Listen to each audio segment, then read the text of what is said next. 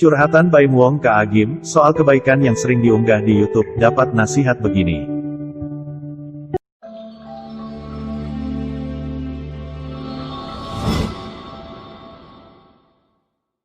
Aktor dan YouTuber Baim Wong mengaku masih bingung dengan konten yang ia unggah di YouTube saat berbuat kebaikan, apakah hal itu dibenarkan? Baim Wong takut kebaikan yang ia unggah di media tersebut malah justru menjadikan sesuatu yang berniat pamer dan tidak mendatangkan pahala baginya.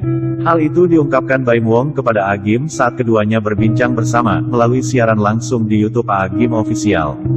Seperti diketahui, Baim Wong merupakan seorang artis yang kini dikenal menjadi YouTuber melalui aksi-aksi kebaikannya. Bahkan kini Baim Wong menduduki ranking 1 YouTuber Indonesia di top 250 YouTuber Indonesia, versi socialblade.com. Baim Wong yang kini memiliki 14 juta subscriber lebih di kanal YouTube Baim Paula. Kepada Agim ia bertanya terkait konten yang ia sering buat dan diunggah di YouTube. Apakah kebaikan yang ia unggah di media tersebut dibenarkan? Sebab Baim Wong mengaku takut jika itu hanya menjadi sesuatu yang bersifat pamer dan malah tidak mendapat suatu pahala.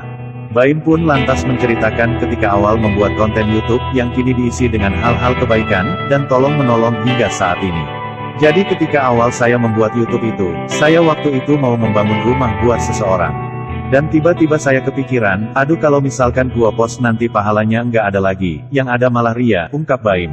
Saat itu Baim memutuskan untuk tidak mengunggah ke publik, namun setelah itu Baim mengalami kejadian serupa, dan ia mencoba untuk membuat konten dan mengunggah ke publik. Tapi setelah itu ada kejadian lagi, saya membantu orang akhirnya saya coba untuk posting, ujar Baim.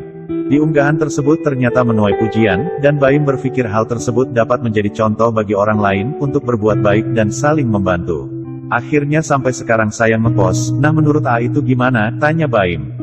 Agim pun menjawab bahwa hal penting ketika beramal itu yakni niat dan caranya benar. Yang penting dari sebuah amal itu dua, satu niatnya benar, yang kedua caranya benar, hilang salah satu nggak jadi amal.